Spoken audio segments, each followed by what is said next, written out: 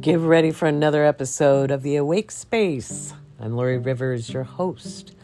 And this is where you come for inspiration to help you with your aspirations and get some of the most important astrological information you can find on the internet to make sure you're up to date with the latest going-ons up there, because as above, so below.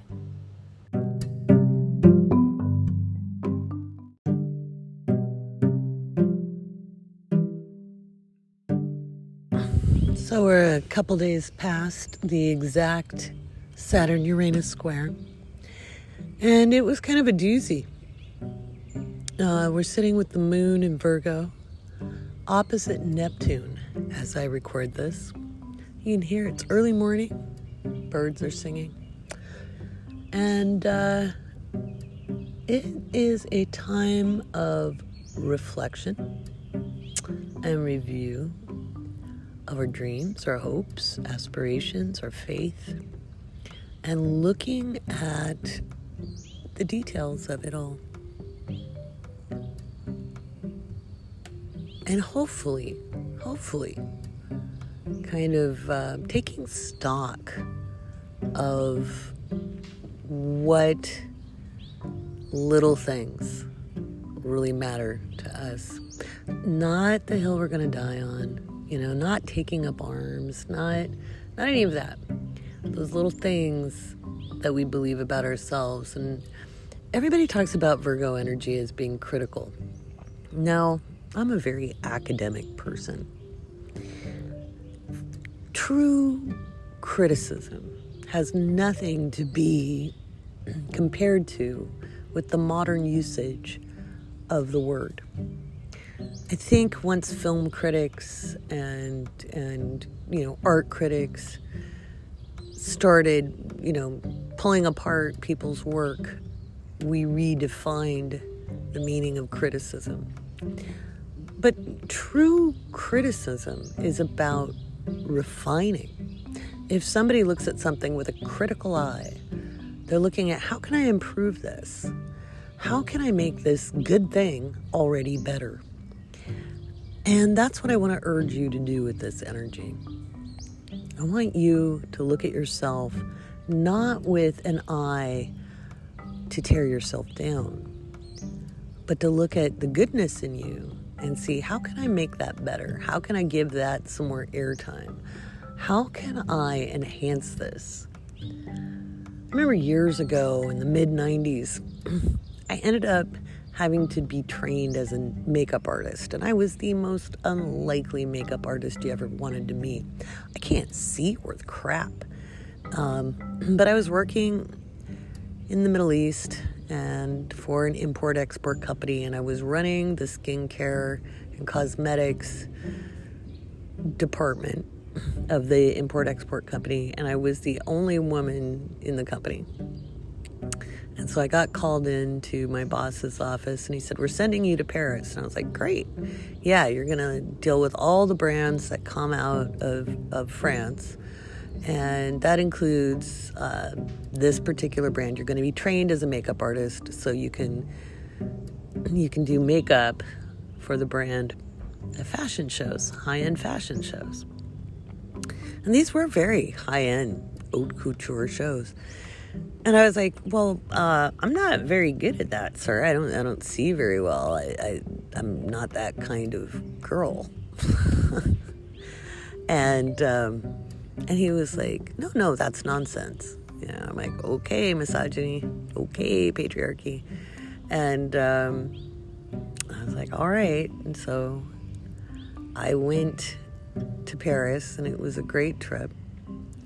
And I didn't know I was pregnant with my daughter at the time. I had a miscarriage the year before. And so I was very young, but I'd finished college and thought I was a worldly woman, and I was married and all of that. So I got to Paris, and the ladies who trained me were really, really excellent. And they taught me that we weren't changing features, because I'd been kind of opposed to makeup on principle. I was a feminist, and the era of feminism I grew up in rejected hyperfemininity, which was a shame. And these ladies showed me how to accentuate my best features and play down the ones I wasn't as happy with, and then assured me they were just fine. And that's the type of criticism I'm talking about. How do you take, like for me, it was my eyes and my lips. My eyes and my lips have always been my best features on my face. How do I define those to make them accentuated? So, and notice at the time, as a young woman, I believed makeup was hyperfemininity, and that did not give us parity. I changed my mind about that. That was a belief I held that I revised and went, well, actually my problem's always been I have a genius IQ and I'm pretty. I'm not drop dead gorgeous, but I'm pretty. And why can't I be both? And that was a question I started asking around that time. And I refused to tone down my femininity. And if I want to wear a bunch of makeup, I will. And I refuse to tone down my intelligence or my confidence. Not everybody's going to like that. That's okay. I need to like that. And that's what I'm going to ask you to do. What about you can you accentuate that you really love about you? And if other people don't like it, well, tough. Just tough. You know, if you have to play down any part of yourself,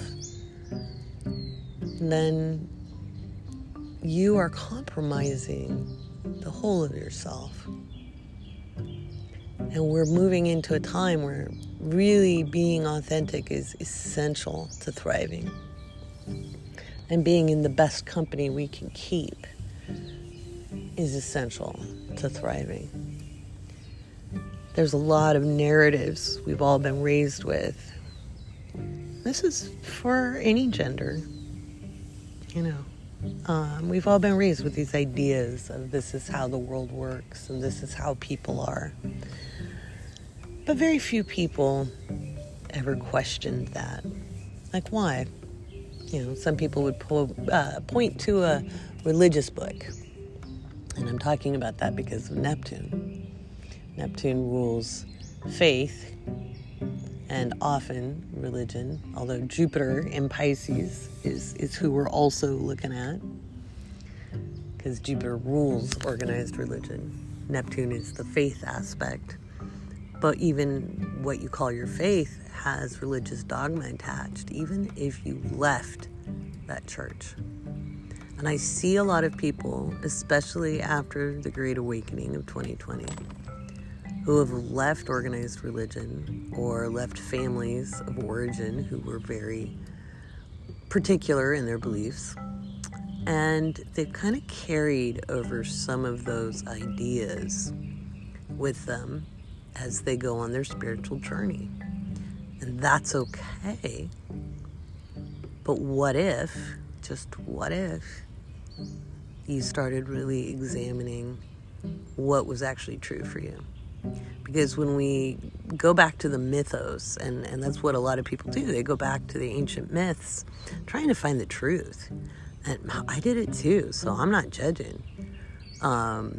Especially young people. And when I was young, I did the same thing. I examined all the different world myths that I could get my hands on. And the thing is, what we don't question is that those may have had biases attached or agendas attached as well. I know, it's mind-blowing, right? I never did need to take psychedelics. This brain can go there all on its own. So that's what I'm asking you to think about today. We've got the Saturn-Uranus square separating. It is not done with us yet.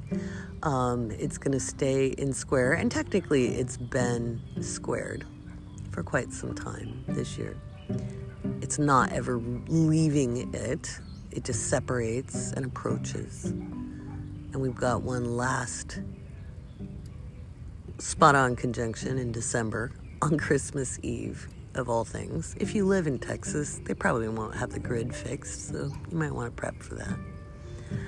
This is making us look at how we want our society to be. What is going to be secure for us? And honestly, as long as Uranus is in Taurus, security is going to be innovated, changed, disrupted. Those are all key words for Uranus, and security is Taurus. But it's really being challenged this year with Saturn. Things have to manifest, and we cannot use the tried and true methods. The what used to work doesn't work anymore, and it's not going to. It's not going to after 2021. And there's going to be people fighting to retain what they once knew, or what that power they held. And technically that power is gone. They're just still fighting for it. But this is giving each one of us a chance. Those of us who have been marginalized and minoritized and disenfranchised, a chance to find our inner power. And it's really important to examine all the beliefs we have that hold us back. And remember, you can identify it. I think you can get lost in the shadow work, and you need to be careful with it. I know I did. You can identify the issue and then ask yourself, how do you want it to be? Because that takes a lot of work to build. And we've got time, but we don't have a whole lot of time. We've got a couple of years. Now is the time to say, hey, what do I want? Where am I going? So that's the message I really wanted to bring you today. I'm absolutely, and there's a couple other things I want to talk to you about. So I'm going to talk about Midhavens and some of my awarenesses I got on that by doing some stuff on TikTok. Of course, always the patron shout out for my patrons on Patreon, because without you, this wouldn't be here. So appreciate everything about you guys. We're having so much fun in the Discord and great deep conversations as well. I'm loving the community that's building there. So the other thing I want to talk about is the TikTok where I went off yesterday at some bad astrology. And it's funny, I mostly had pretty good feedback, but there was some stuff that came up. And we always look like you can have 100,000 likes and you'll look at the 5 not likes on something, or the 5 comments. But I thought I'd clarify a few things, because I didn't delete those comments. In fact, I retorted to a couple. And it was funny. I also got a private message. So I'll talk about that later in the podcast as well. And talk about being unapologetically me. So that's the first segment. I hope that lands with you well. We're going to move on to the next one.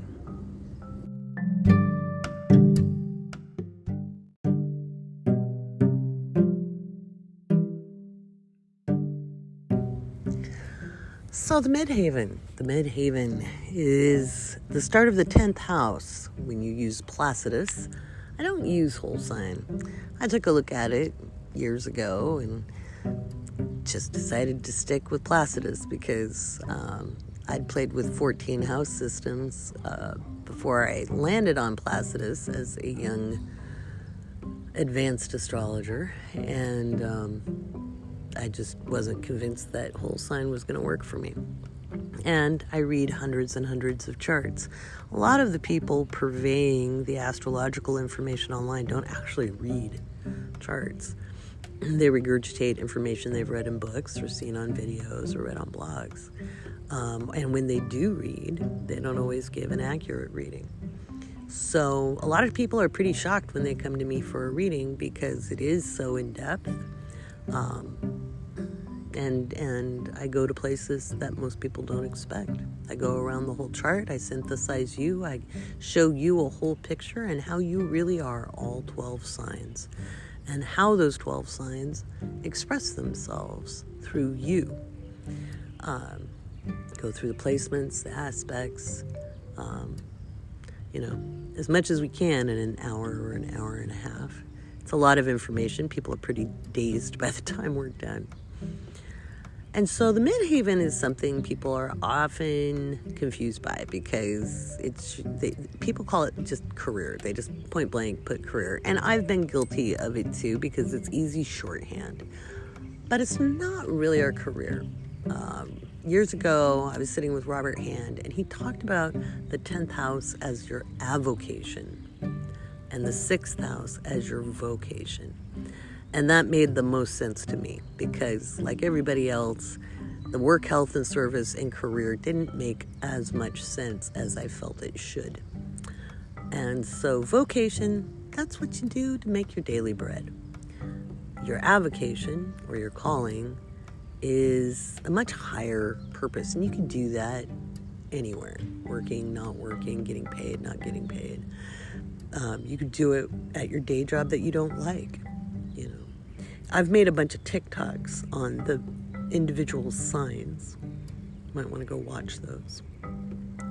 And so with the Midhaven, it's the power other people sense in us when we're really being true to ourselves, when we're just doing what we do best. And it is hard to identify with when you don't know yourself very well. And when you're compromising who you are, or you're wounded so much that you don't really know that side of you. And a lot of times, if we've come from trauma, we don't feel very powerful at all. So the word power or authority, that's just confusing because you feel little and weak and tired and worn out. How could you possibly have power? Because you think you need to be stronger. I know that one really, really well. And so, here's the deal. We're always a lot stronger than we think we are because that's why we're still standing. And our power doesn't come from dominance. That's what we all assume power is because that's been the dynamic people have been living through forever. But real power is just being in your truth. And sometimes we don't know what that is either. It takes a while. It's not something we have to convince people of. It's just how we are. We don't think 3 things about it.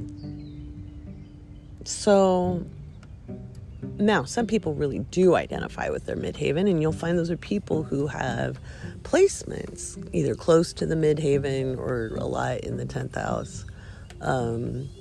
I didn't as a young person. I did not identify with my Leo Midhaven at all.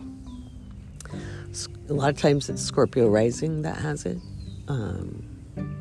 Libra risings can have it too, late Libra risings. And I didn't identify with that Leo Midhaven. I wanted to be a rock star, but nobody acted like I was a rock star. And what's funny is I wanted to be cool, but I didn't think anybody thought I was cool, especially in the small town I grew up in. Until I went back to my 20-year reunion and everybody knew me and they all thought I was kind of cool. And I was like, really? I got teased a lot. I was really sensitive. I'm a Cancerian. Sun and Mercury, and I was a really smart kid. It wasn't popular to be smart. And it wasn't just because I was in a small pond either. Because that's something everybody always told me. It was like, oh, once you leave here, you'll find out you've just been a big fish in a small pond. And I'm like, okay, so I went around the world and I was still smart. Of course, elsewhere they thought I was pretty too, so that was kind of fun. They didn't think I was all that pretty because I wasn't blonde and large boobed. That was a big deal in the 80s. But anyway, I didn't see that. I couldn't, and when I got older, well, even, later teens, early 20s, I couldn't understand why people would listen to me. Like, I would think up an idea and everybody'd be like, hey, that's cool, let's do it. And I'd be like, okay, don't really know what I'm doing, but if you want to follow me into trouble, we can do that. And older, into my 30s, when I started a joke called the Crochet Liberation Front, and people joined. And then they listened to me, and they wanted my opinion. And trust me, I'm never short on opinions. I couldn't understand why they were following me either. I was healing from PTSD, complex PTSD, and multiple other things. I wrote my blog in my jammies, in my bedroom, at my computer, on dial-up.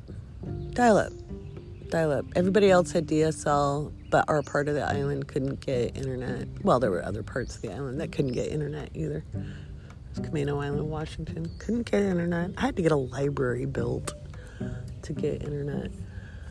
Which, by the way, whoa, Leo, Midhaven, right? Well, if I can't get internet, build a library. But, I couldn't understand it. Because what I couldn't see was what was really important. People see the arrogance in a Leo Midhaven. They see, which is usually confidence. Because again, let's go back to the Scorpio risings in particular. Most people who have Scorpio placements, and I did some videos on this on TikTok too. You'll have to go back. It was from a couple days ago. Just because that's where the conversation went. I thought it was really, really important. But Scorpio placements a lot of times experience trauma because, it's Phoenix rising from the ashes. And it doesn't have to be sexual trauma. It can be any kind of trauma. Usually something, pretty sizable. And they have to rise up from it. And so when you have those Leo Midhavens, especially, or Leo placements in the 10th, Leo in the 10th, what you see are people who are warm-hearted. They really are. They're trying to, one, make sure other people feel loved because they know what it's like not to feel loved. They know what it's like to feel really, really sad, so they want to shine their light. It's codependent at that level, but it's true, and so because they're often hiding under that Scorpio rising, and it's not a purposeful thing. It was a survival mechanism. They don't see how they shine. I couldn't see that for me. And we do best in the world when we are shining. And so I think a lot about my birthday twin, Robin Williams. And he was also a Leo Midhaven. He was a Cancerian, of course. And he had very different chart, but he was also so tender-hearted, and you could see it. And he wanted people to be taken care of. In every contract, they had to employ homeless people and feed the homeless. That was, that was very much a Leo Midhaven. That wasn't just the Cancerian sun. You look to the sun as the ruler of that Midhaven.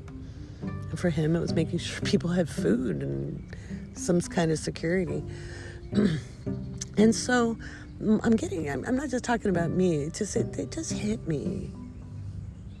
My reflection, it taught me a lot talking about the Midhaven and teaching you guys about it, because it made me look at mine in a different way. And I'm looking at where am I going to take this, astrolory thing? Where am I taking woke astrology?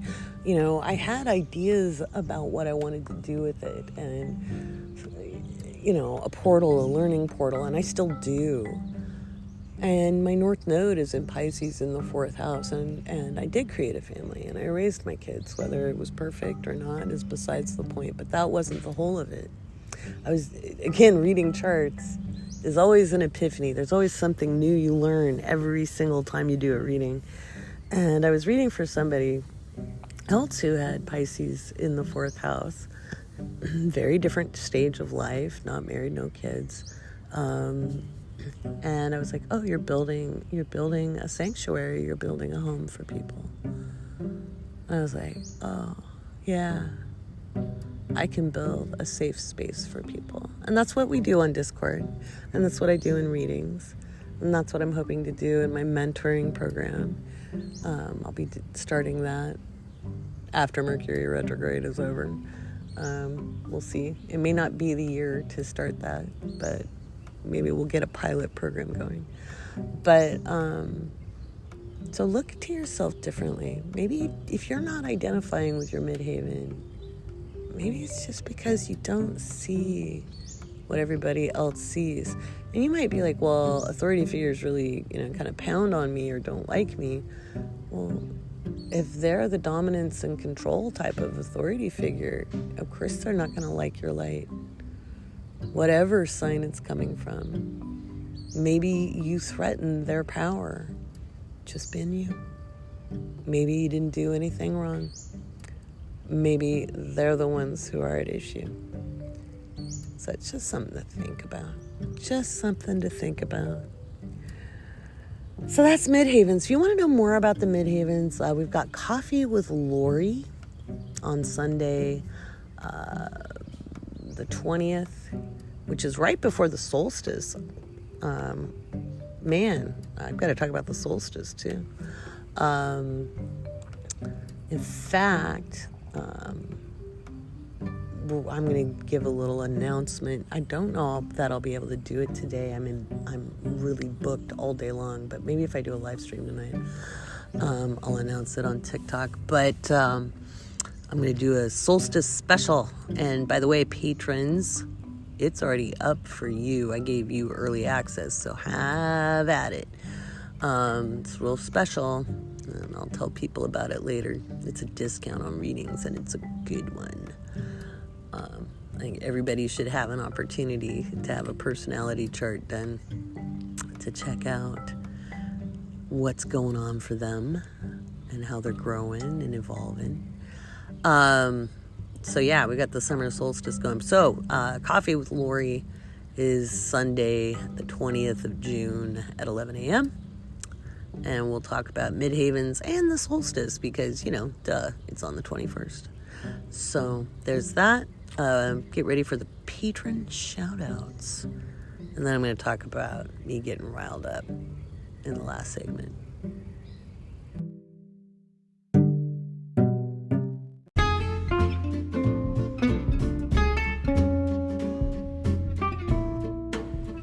Good golly, Miss Molly, we've got a new crop of patrons. I want to thank every single one of them. So let me get this down quick.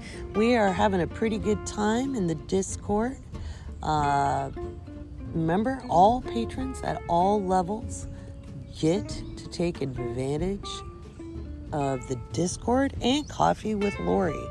I'm stalling while I pull up the patrons. So we've got Nikolai, Della Rocco, Jennifer, Joanna, let's see, Megan, Maitland, Molly, Jennifer again, another Jennifer. This is, let's see, we've got Casey and Jasmine. Those are our new ones. Big shout out to our people on Discord. And we've got Healthy Pisces, M. Romay, Yvonne, Magic, Hey Juicy. These are all our usernames. Absolute, Sister Luck, Shells. Having some fun in there. Amy's Brain. Ominous CW. So having some pretty good. P. Beatrice. McDubs. We've been having some fun in there. I want to thank all of you. Remember, check out your benefits. There's all kinds of goodies in there. I want to thank you again. on to the next segment.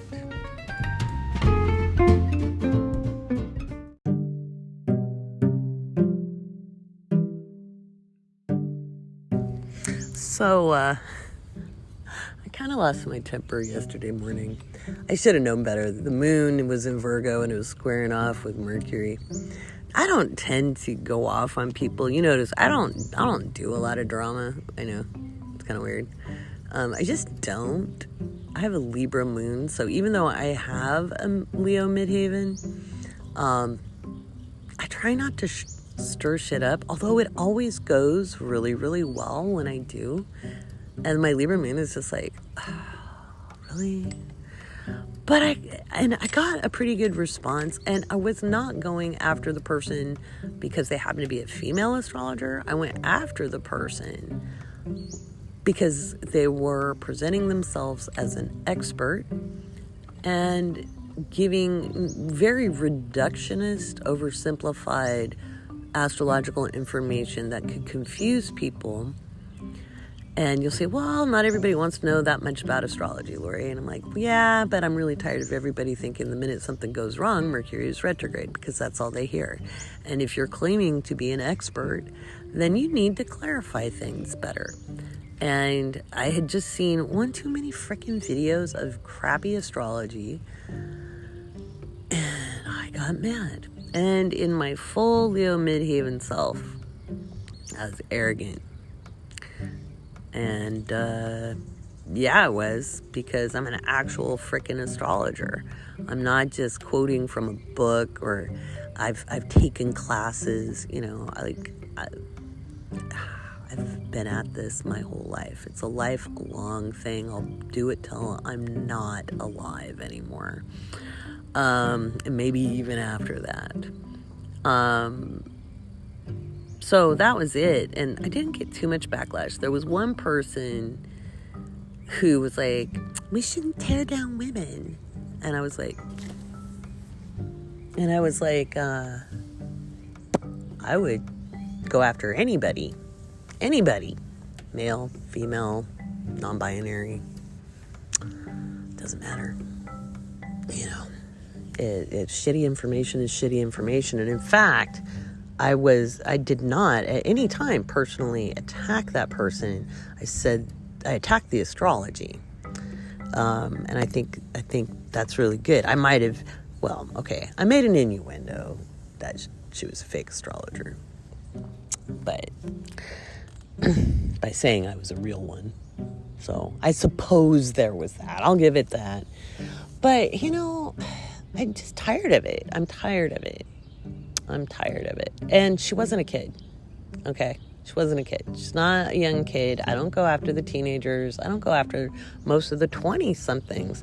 And when I did go after one, she came to me in a private message, you know, and this was a couple weeks back, or actually a couple months back, because I wrote a blog post about the 8th house, which, by the way, you can go read it when this person did a very irresponsible post about the 8th house and how you could die because they Googled it. And that's what's up on Google. I wish we could control what Google pops up, but we can't. And she got a hold of me. She said, hey, I'm only 20 years old. And you could use that as a teachable moment with me. And I thought, my God, what a wonderful way to express your feelings. And so I responded back to her. And then I did a live stream. And I told people not to pick on her. And then even though my video was absolutely shooting to the moon and was going viral, she was going to get harassed. So I pulled my video. She pulled hers, I pulled mine, and we're friends now. See? That's how it's done. And the reason I got mad at that one, I wasn't attacking, well, I might have attacked her too. When I get mad, I'm like everybody else. Because it's that bad information can really trigger people or scare people. And I explained it on a live stream the other night. I might be a little dramatic in a video. I'll play some ominous music or whatever. I do it to get attention, because if I talk calmly and I just don't put up the drama in any way, nobody listens. Nobody listens. And so I've had some really great informational videos just not get watched. And so, except by you loyal people, thank you, because you look for them, but they don't get any views if there's not something happening to get people's attention. But I try very, very, very, very hard to educate and to make sure people understand they are not doomed. And I give warnings when I think it's going to be really unstable, just because I think it's important to have a heads up, but I'm not trying to scare anyone necessarily. And it's not just for views and clicks. I'm always trying to educate. That is always my intent. So there was one person reached out, wanted a reading, and I said, well, you can go to my website and read through my offerings. They're like, well, I want a cold reading. I'm like, that's what I do. I do cold readings. And they're like, no, I don't. I just want you to read my chart and send a recording. I don't want to talk to you. And I'm like, well, you're right. That's not what I do. I'm a consulting astrologer. And what they meant, and I do cold readings. I don't look at your chart ahead of time. I pull your chart up, I read it, and if you know anything about astrology, the fact that that's the first glance I'm giving at your chart and we go that deep, you should be impressed. Because most astrologers have to study a chart for quite a while before they have a reading with you. This is just years and years of practice. So, and it depends on the reading. This is personality readings, So I have reoccurring clients where I do a lot more prep work. Those cost a lot more because it takes more time to get ready for it. But anyway, then she goes, well, no offense, but you seem really bitchy. I mean that in the highest way possible. And I was like, the audacity. And I was like, yeah, I suppose I do come across as bitchy sometimes.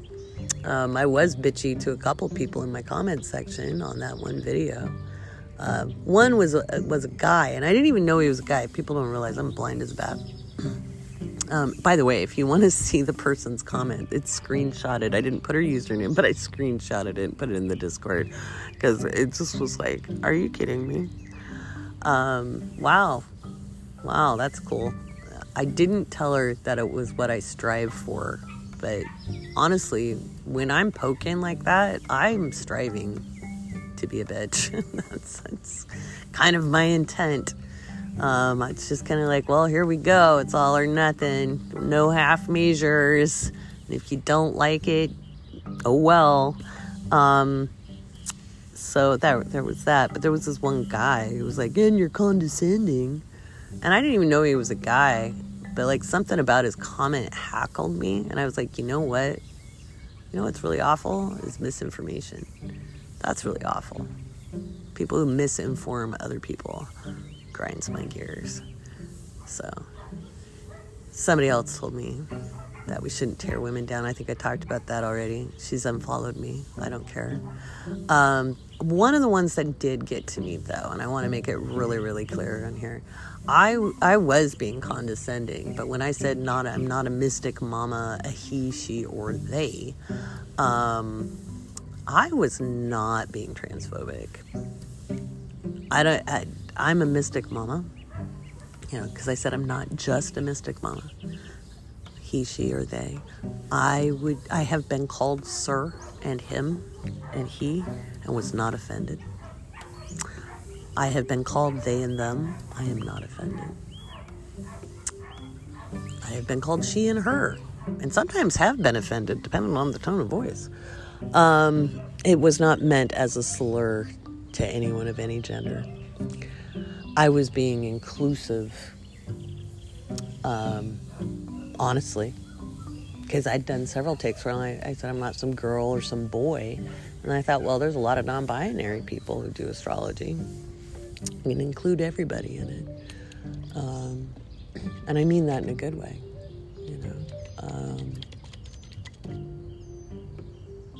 I don't like gender anyway. So, it's a social construct.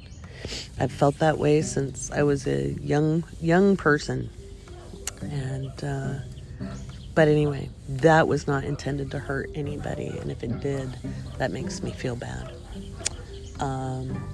Because to me, people should just be them. I think you're perfectly you, as you are, however you are. However you identify, you're perfectly you. But if you give out shitty astrology advice, I may hunt you down at this point. We had to fight for astrology to be legal. We had to fight for it. And so one of the reasons it was illegal is shit like this. So, we don't want to scare people. We don't want people to be taken advantage of. So don't do that. I was going to tell you something else, too. I always forget. Oh, like last episode, I forgot to tell you about the funny thing that happened when I was on the phone with my friend. So I'd done the live stream, and I'd really felt like I'd needed to put on more of my, we'll just call it energetical protection, just make it sound really weird. So my rings and my crystals and what have you. Well, I had a little mini obsidian piece, and I had it tucked in my bra. It has beeswax on it, so it's not going to cut me. But I had it on my heart chakra because I was feeling a little tender. And so I put that there, and after the live stream, it was really late. I was laying on my bed, talking to my best friend on the phone, and I was like, why is there something poking my boob? I, too, had forgotten a crystal in my bra. That was funny. We laughed about that. But I really don't remember. Pardon the dog. That's the neighbors. I don't remember what I was going to tell you next, but it was pretty funny. So, again, I do get riled up once in a while. And funny enough, when the Leo Midhaven roars, it gets heard. I wish I could be heard being my quieter, softer self. And a lot of you do hear those. My patrons are the people who have heard that. And yeah. Oh my goodness, we have a dog chorus. I think that's my signal. This needs to be done because that's driving me nuts. It's probably driving you nuts in the background too. So anywho, follow the links in the description. You know the drill. And if you're new, you don't know the drill, welcome.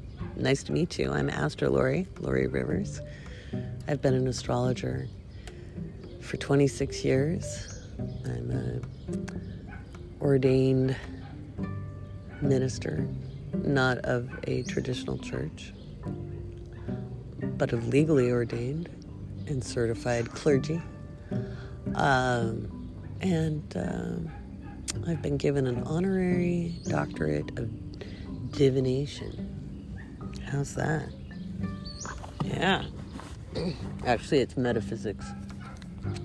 But anyway, I will see you guys on TikTok and hopefully at Coffee with Lori this Sunday.